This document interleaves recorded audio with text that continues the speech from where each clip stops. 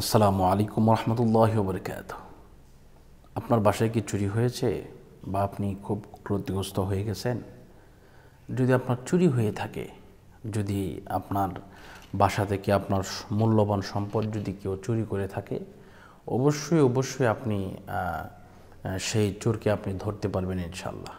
এটা কিভাবে ধরবেন সব কিছু আপনাদেরকে বলে দেবো ইনশাল্লাহ। তো প্রথম পর্যায়ে যে কাজটা আপনাকে করতে হবে তা হচ্ছে আপনি অবশ্যই আল্লাহর কাছে দোয়া করবেন। দোয়ার পাশাপাশি আমরা যেভাবে এটা বের করে দেই 3 দিন থেকে 1 সপ্তাহ সময় লাগে ইনশাল্লাহ।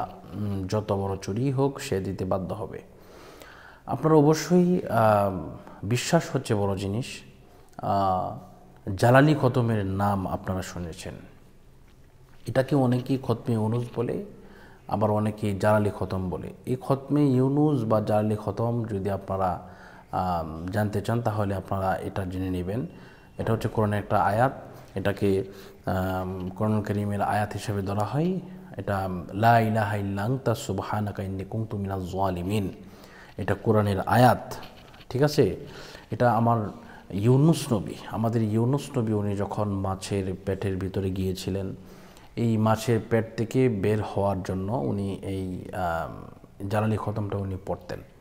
তো এটা একটি মহামূল্যবান খতম। এটা যদি কেউ পড়ে আলহামদুলিল্লাহ, তাহলে চোরের এমন অবস্থা হয় যে সেই চোর মাল ফেরত দিতে বাধ্য হয়। যদি না দেয় অবশ্যই তার যে কোনো ধরনের সিমটম এর মধ্যে আছে। কারো পাতলা পায়খানা শুরু হয়, কারো গলা দিয়ে নাক দিয়ে রক্ত বের হয়, আবার কারো বুকের মধ্যে চাপ অনুভব হয়। অর্থাৎ এটার সরাসরি বদদোয়া, এটাকে বলা হয় বদদোয়া। এটা সরাসরি তার এর ভিতরে বদদোয়ার মধ্যে চলে যাবে এবং এমন অবস্থা হবে সে যদি না দেয় তার অবস্থা সিরিয়াস হয়ে যাবে। এজন্য আমরা এটা কীভাবে পড়ি? আমরা এটা 100 ছাত্র দিয়ে 1,30,000 বার পড়ি, লা ইলাহা ইল্লা আনতা সুবহানাকা ইন্নী কুনতু মিনাজ জালিমিন।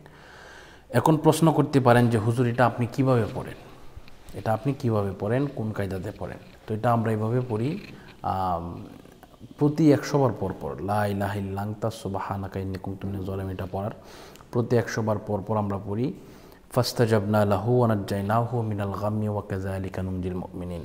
বুঝতে পারছেন? তো এইভাবে আমরা এটা 1,30,000 বার পড়ি। 100 ছাত্র দিয়ে পড়তে 2.5 থেকে 3 ঘন্টা সময় লাগে।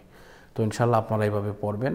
আল্লাহ পাক যেন আপনাদের মালকে ফিরিয়ে দেন, আপনারা যেন আপনাদের চুরি হয়ে যাওয়া মাল ফেরত পান সেই কামনা করি ইনশাল্লাহ। তো আজকের মতো এই পর্যন্তই।